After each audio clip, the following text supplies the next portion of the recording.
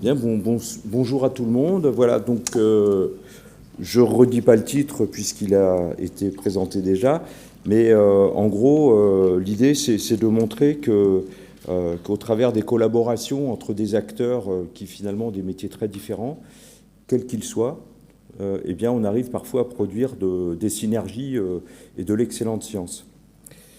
Alors, comme vous le savez, pour revenir sur le cycle biologique de l'espèce, j'aime bien commencer les présentations par cette échelle-là, parce que c'est à cette échelle-là qu'il faut comprendre le cycle biologique de l'anguille. Même si nous, au niveau de nos actions quotidiennes, on ne peut travailler que sur le continent, c'est à cette échelle-là que ça se passe. Alors l'anguille, déjà, vous voyez, elle naît dans la mer des Sargasses, mais c'est un espace absolument énorme, à 5000 km des côtes. C'est un espace de 3 millions de kilomètres carrés, c'est-à-dire à peu près l'Europe, une bonne partie de l'Europe en tout cas. Et la zone de ponte, finalement, elle n'est pas très bien connue encore. On n'a jamais trouvé d'adultes reproducteurs, jamais d'œufs. Donc le mystère reste sur la zone de ponte et le comportement de ponte. Alors on croit qu'on connaît beaucoup de choses sur le milieu continental. Oui, bien sûr, de plus en plus, et surtout depuis le déclin de l'anguille, il y a eu d'énormes efforts de recherche qui ont été réalisés. Quand j'ai commencé il y a 30 ans, en France, on était peut-être 8 à 10 chercheurs qui s'intéressaient à l'anguille en modèle principal. Et aujourd'hui, c'est plutôt en dizaines que ça se compte. Donc tant mieux pour l'espèce. Mais vous voyez, beaucoup de travaux. Néanmoins, les stocks sont toujours mal connus. On vient de le voir dans les présentations, notamment pour celui des anguilles argentées. Il y a des progrès qui ont été faits, mais on est toujours bloqué par le manque de connaissances, surtout lié à l'immensité de l'aire de distribution continentale, quand même de 20 degrés nord à 70 degrés nord, l'ensemble de la Méditerranée, avec des contextes complètement différents, des grands plans d'eau, des plus petits plans d'eau, des rivières grandes, petites, des estuaires, des lagunes, etc. Tout ça sont des milieux tellement différents qu'à chaque fois, il faut des méthodes spécifiques pour les étudier. Donc, pour avoir une vision globale, c'est compliqué. Or, justement, c'est très important puisque le stock de géniteurs, donc l'ensemble des géniteurs, au bout de quelques années, entre 8 et 35 ans de vie en rivière et lagune, eh bien, les géniteurs vont se métamorphoser. Enfin, les anguilles, qui sont des juvéniles, quand elles sont au continent, elles vont se métamorphoser. J'ai une présentation qui est automatique, donc c'est fait pour que je me dépêche.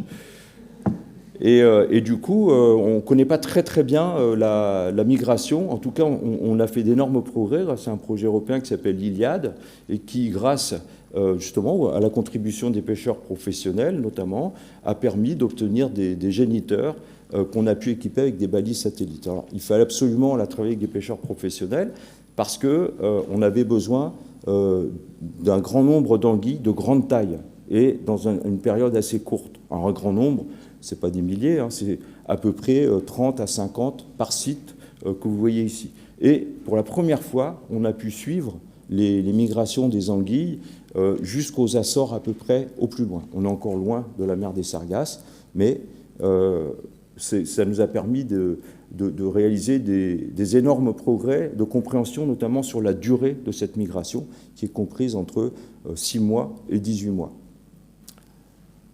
Alors ça, c'est important parce que quand on fait une action de gestion sur le milieu continental, bien, il faut calculer le temps de retour. Au bout de combien de temps est-ce qu'on va avoir le retour sur investissement? Eh bien, il faut déjà que l'anguille dévale, qu'elle aille jusqu'à la mer des Sargasses pour se reproduire et qu'elle revienne.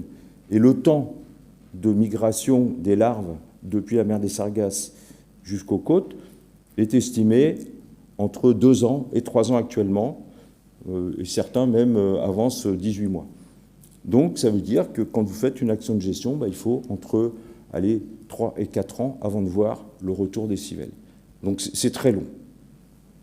Alors si l'action de gestion porte sur les civelles et les anguillettes, alors là, il faut attendre 15 à 20 ans. Alors, autre fait important, c'est qu'on sait qu'on a une seule population. Une seule population, c'est-à-dire qu'une seule population qui contribue au stock de géniteurs. C'est-à-dire qu'une anguille du Rhône a autant de chances de se reproduire avec sa voisine ou son voisin qu'avec une Suédoise ou un Égyptien. Donc ça veut dire que tout ce que nous faisons aujourd'hui, tout ce dont nous discutons est important pour le stock. On ne peut pas dire moi je suis tranquille, j'ai plein d'anguilles chez moi, tant pis pour les autres. Non, c'est un stock commun. Alors, comme vous le savez, on a une espèce qui est en danger critique d'extinction, d'après les critères de l'UICN, l'Union internationale pour la conservation de la nature. Mais il faut savoir que c'est en 1984 que le groupe national anguille alerte sur le déclin. C'est à ce moment-là. Il faudra attendre environ 2010 pour que des plans de gestion et des mesures CITES se mettent en place. Et alors, en 2014, on se dit, tiens, super, la gestion, et hop, ça remonte. Mais vous voyez, on est quand même toujours très très bas, et depuis 2014, on a une tendance à la baisse qui s'est réinstallée sur les recrutements. Donc ça va toujours très mal. Voilà, alors, en fait, cette série est basée essentiellement sur des pêcheries professionnelles, mais pas seulement. Donc c'est une série qui est composite. On n'est pas très sûr de la signification de cette période-là, puisque les méthodes de pêche ont changé depuis la mise en place du plan de gestion. Alors donc, 30 ans d'écologie de la conservation nous ont permis de comprendre que le déclin est lié à un changement global, avec des actions au niveau des courants océaniques et de la quantité de nourriture qu'il y a dans les océans. Au niveau continental, avec tout ce dont on a parlé, les barrages, la qualité de l'eau, etc. On a des invasions biologiques, notamment avec le parasite Anguillicola crassus. Et puis on a des contaminations métalliques et organiques, et puis des problèmes d'eutrophisation. Tout ça, c'est global. Ça se passe partout. Et puis on a des causes un petit peu plus régionales, des mortalités indirectes dues à la destruction des zones humides, à la rupture de la continuité écologique, on en a beaucoup parlé, et puis des mortalités directes par turbinage dans des barrages hydroélectriques, ou non d'ailleurs parfois, la pêche, la prédation, et puis des pollutions aiguës, ou alors des épisodes d'anoxie. Tout ça, ça a été largement publié dans plein de littérature, et ce qu'on sait donc, c'est qu'en fait, on a une action synergique de tous ces facteurs, mais la hiérarchisation des facteurs n'est pas consensuelle à l'heure actuelle. Alors, pour faire face à ce déclin, je vous l'ai déjà dit, il y a une réglementation nationale et européenne qui s'est mise en place. Le but ici, ce n'est pas de revenir dessus, ça a été déjà dit hier par Bénédicte et Marine en introduction, et puis par les différents intervenants, mais l'objectif de ce plan de gestion, c'est d'obtenir un échappement de 40% des anguilles qui devraient être produites dans des conditions non impactées. Waouh, ça c'est compliqué parce qu'on ne sait pas très bien comment c'était avant, puisqu'on n'avait pas de suivi. Et on ne sait pas très bien comment c'est aujourd'hui non plus. Donc, en gros, c'est un objectif quantitatif, mais aussi qualitatif. Il faut que les anguilles soient capables de se reproduire, sinon ça ne sert pas à grand-chose. Et elles ne sont pas capables de se reproduire si elles sont contaminées. Ça nécessite de connaître, bien sûr, les recrutements, les arrivées des civelles notamment, ça a été présenté hier, les stocks en place, les anguilles jaunes, et la production de géniteurs. Il faut connaître ces trois phases vitales pour pouvoir bien travailler. Et donc, ça nous sert à suivre les évolutions des caractéristiques des populations à l'échelle des bassins versants. Il ne s'agit pas de suivre un petit morceau du bassin versant et puis d'être content, sauf si on s'en sert comme indicateur. Mais idéalement, il faut connaître ce qui se passe à l'échelle du bassin versant.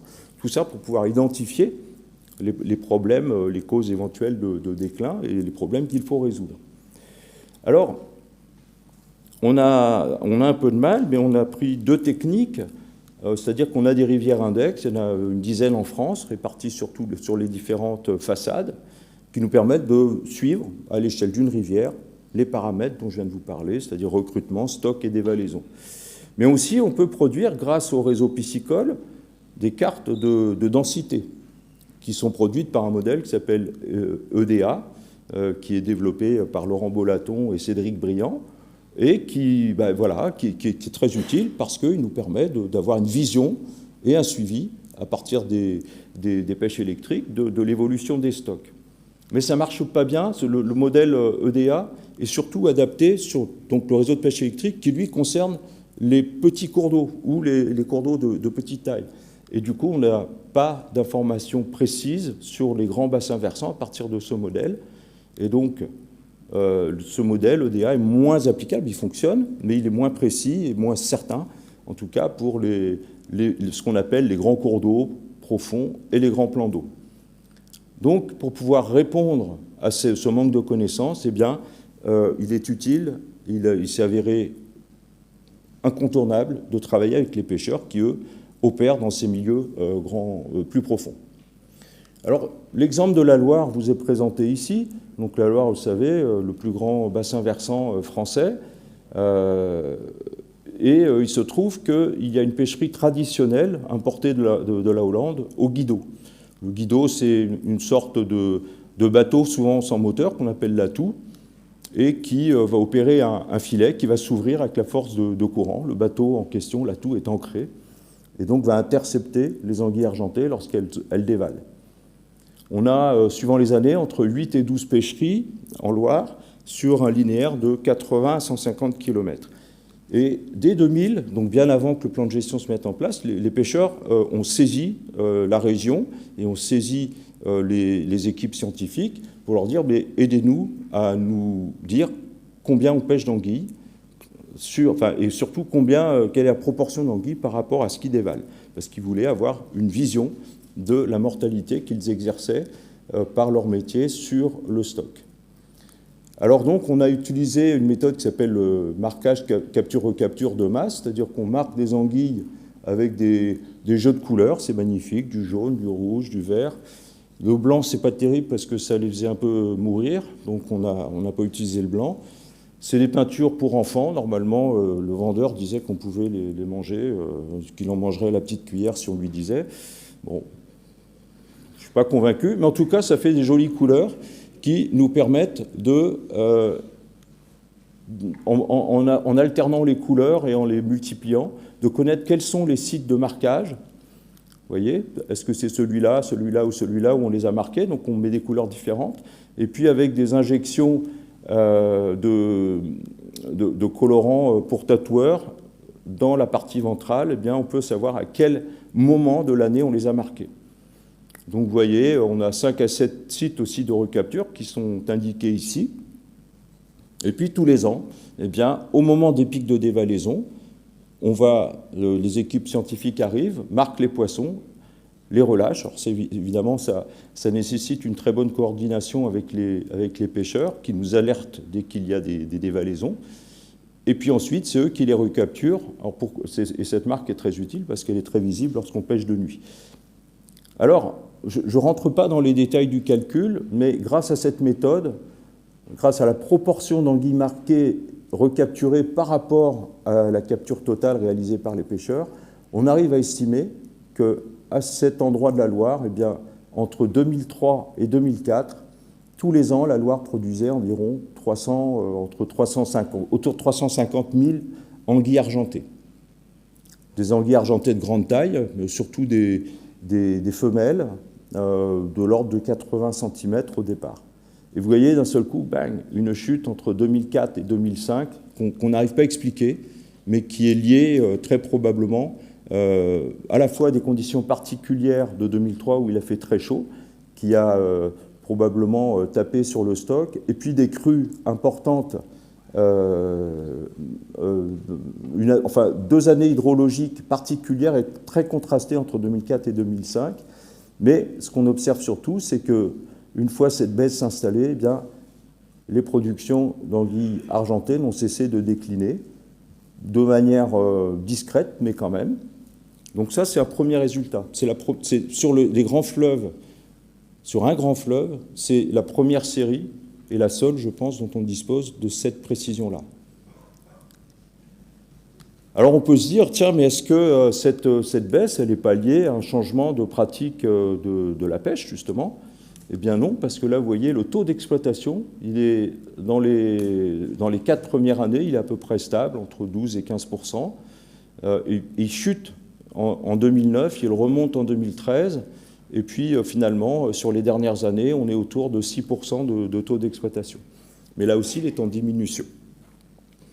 Alors maintenant, ce qui nous intéresse, c'est de voir s'il y a une évolution de la qualité des anguilles. Alors vous voyez, entre 2002 et 2004, ici on a la proportion des mâles, elle est passée de 15% à 30%. Elle a doublé la proportion de mâles. C'est très significatif et ça a aussi des causes. Ça peut s'expliquer. On va voir ça après. Et puis dans le même temps, vous regardez la taille des individus, vous voyez, en moyenne 77 cm à peu près, et cette taille n'a cessé de diminuer jusqu'en 2020, où elle n'est plus qu'à 65 cm. On a perdu 12 cm en 20 ans, en moyenne. Chez les mâles, c'est stable. Alors 12 cm, ça ne paraît pas bien grave comme ça, mais n'oubliez pas que les femelles ne se sont jamais reproduites quand elles partent, et que la quantité d'œufs pondus est proportionnelle linéairement à la taille. Donc on a une perte de fécondité énorme. Alors autre chose, c'est qu'on a une augmentation de 2,4 ans de l'âge des femelles. Non seulement elles sont plus petites, mais elles ont mis plus longtemps pour atteindre cette taille. Alors, vous voyez l'âge estimé ici, et puis ce graphique montre quel est Alors ici, vous avez les femelles qu'on a capturées en 2009, et puis ici, les femelles capturées entre 2017 et 2020. Vous voyez que la courbe, la relation âge-taille, montre que, eh bien, sur les années récentes, cette relation est plus faible que sur les années 2009. Donc c'est là qu'on voit qu'il y a eu à la fois la perte de taille, les mâles, eux, ils sont stables, et la perte et l'augmentation de l'âge.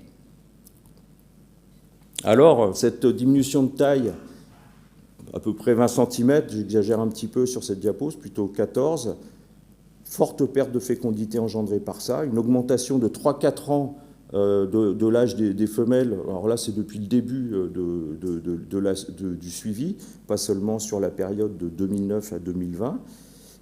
Et puis, il y a d'autres choses qu'on a mesurées, une perte d'embonpoint, c'est-à-dire qu'il y a moins de matière grasse, et ça aussi, c'est un problème, parce que les matières grasses accumulées par les femelles vont être mobilisées pendant la migration, rappelez-vous, 6 mois, pour fabriquer les œufs, puisqu'ils ne sont pas encore faits, les œufs, quand les anguilles quittent le système. Donc il faudra bien les fabriquer. C'est à partir de la graisse accumulée, puisque les anguilles argentées ne mangent pas une fois qu'elles sont en migration. Et autre chose, c'est qu'il faut bien migrer, il faut bien avoir de l'énergie pour faire le voyage. Eh bien, cette quantité de graisse sert à ça. Donc si on perd de la graisse, eh bien, on est peut-être moins capable de se reproduire. Et puis, on a aussi cette augmentation de proportion de mâles. Donc, quelles sont les hypothèses qui pourraient expliquer ce changement? Eh bien, on pourrait, en étant optimiste, on pourrait se dire, chouette, c'est la petite augmentation de densité qui fait que, finalement, les anguilles, vous savez, leur sexe n'est pas déterminé à la naissance. Donc, l'anguille peut devenir soit mâle, soit femelle, et le sexe se détermine à une taille à peu près de entre 15 et 20 cm. Et on a pu montrer que plus la densité est forte, plus la proportion de mâles est importante. Donc on peut se dire, chouette, cette augmentation de la proportion de mâles, c'est parce qu'il y a plus de civelles. OK, on ne rejette pas l'hypothèse, mais ça supposerait que la reprise de recrutement que je vous ai présentée, elle est vraie. Ce qu'on pense clairement. La contamination par les polluants organiques et les éléments traces peuvent aussi agir. Je vous ai présenté ça en 2019 à ce même colloque. Je vais y revenir un peu quand même, parce que si on est contaminé, il va falloir dépenser beaucoup d'énergie pour enlever ces contaminants, donc on va être moins gras. Et puis, comme on est moins gras, on grandit aussi moins vite, donc on a plus de temps, on met plus de temps pour atteindre une taille critique, à partir de laquelle on peut se reproduire. Et puis, en contrepartie, il faut quand même partir le plus vite possible, parce que si on reste, on se fait contaminer. Donc souvent, on part avant d'avoir atteint la quantité de graisse nécessaire, à une taille critique, mais on n'est pas encore tout à fait prêt. D'où l'embonpoint un peu plus faible. Et les contaminations conduisent à une croissance plus lente. Donc, pour pouvoir répondre à cette question, on a été obligé de travailler à l'échelle européenne, c'est-à-dire pouvoir comparer les situations entre les différents bassins versants. Donc, vous les voyez apparaître ici. Et puis, on a regretté, on a essayé d'avoir le Rhône dans l'échantillon, mais pas de pêcheurs professionnels, on ne pouvait pas s'approvisionner en anguilles argentées en dévalaison. Donc on n'a pas pu avoir d'anguilles du Rhône. En revanche, vous voyez, les anguilles de Bages-Sigean, justement parce que l'équipe de Perpignan a pu travailler avec des communautés de pêcheurs professionnels. Alors, on a analysé les traits de vie, 11 traits de vie, la fécondité qui est liée à la taille et puis au poids, ce qu'on appelle l'adaptation et la plasticité, c'est-à-dire que comme l'anguille est capable d'ajuster son temps de croissance aux conditions environnementales, la quantité de nourriture, la compétition avec les collègues, elle est capable d'ajuster son âge et puis sa condition, c'est-à-dire son embonpoint, en particulier le taux de graisse. Il va falloir se préparer à la migration. Donc les anguilles ont des traits de vie qui sont liés à la préparation à la migration, c'est-à-dire c'est le diamètre oculaire. Pierre tout à l'heure montrait le pied à coulisse sur l'œil. C'est ce diamètre oculaire qui nous renseigne sur finalement la capacité la proximité de la période de dévalaison. Et enfin, on regarde le taux de dégénérescence du tube digestif qui nous indique aussi un degré de maturation. Et puis, ensuite, on va être en mer, et puis le succès de la reproduction va être indiqué par les gonades, par leur état de développement, encore une fois par les taux de lipides présents dans le corps, et puis tout ça, on peut, à partir de plusieurs éléments, calculer le potentiel reproducteur, c'est-à-dire la quantité d'œufs qui seront produits. Alors, les variables explicatives sont les suivantes. On a d'un côté, vous voyez ici les taux les traits de vie. Et puis de l'autre côté, on a des contaminants, c'est des éléments traces qui sont dans les gonades, le foie, les muscles, des polluants organiques persistants qui sont dans les muscles, et puis des variables géographiques et des variables locales de salinité, de superficie du cours d'eau, enfin du bassin versant, de l'effet, et puis un effet site qu'on ne sait pas très bien expliquer. Et vous voyez que ce qui est important ici, c'est que c'est un modèle robuste, puisqu'on explique jusqu'à 60% de la variable en question. Donc vous voyez, c'est un modèle qui est vraiment très fort. C'est assez rare d'avoir ce taux d'explication pour donner des petits détails techniques. On voit que l'effet site est important, et l'effet site, c'est tout ce qu'on ne sait pas expliquer dans le modèle. Donc il y a plein de choses qu'on n'explique pas quand même. Et puis on a des effets de contaminants qui sont supérieurs aux effets environnementaux. C'est-à-dire qu'on explique mieux aujourd'hui la taille, l'âge à la dévalaison par la quantité de contaminants qui sont contenus dans l'anguille que par les variables biogéographiques, et c'est complètement différent par rapport à ce qu'on observait dans les années 80. Dans les années 80, on expliquait très bien ces traits de vie par les caractéristiques environnementales et par la latitude et la longitude. Et puis, parmi les contaminants, les éléments traces sont supérieurs aux polluants. Les effets des éléments traces sont supérieurs à ceux des polluants organiques persistants. Alors là, c'est un petit peu technique, mais on va juste regarder s'il veut bien apparaître. Il ne veut pas, c'est pas grave. Bon, il y a une animation qui a disparu, mais je vais vous la faire manuelle. Vous regardez juste ça. TL, c'est la taille, et ça, c'est le poids, weight. Et puis, on a ici, sur l'ensemble de nos valeurs que je vous ai présentées, on a le poids moyen observé actuellement, enfin observé pendant l'étude, qui était en 2009-10, et puis la taille moyenne. Si on était capable de diminuer la charge de polluants, on passerait d'une taille moyenne observée de 600 à 800. On gagne 20 cm. Et si, malheureusement, la pollution continue à se dégrader, eh bien, on va perdre encore 20 cm de taille moyenne des femelles, 15 cm plus tôt. Donc ça veut dire que les polluants sont quand même très importants à gérer. En moyenne, les anguilles contaminées mesurent 20 cm de moins que les anguilles non contaminées. Cela correspond à une perte de fécondité de 50%, et cela représente un manque à gagner de 400 tonnes de civelles par an. Et pour mémoire, les quotas de pêche sont compris entre 50 et 60 tonnes de civelles par an. Donc vous voyez un petit peu l'échelle sur laquelle on se trouve. Alors voilà, j'en arrive à la conclusion.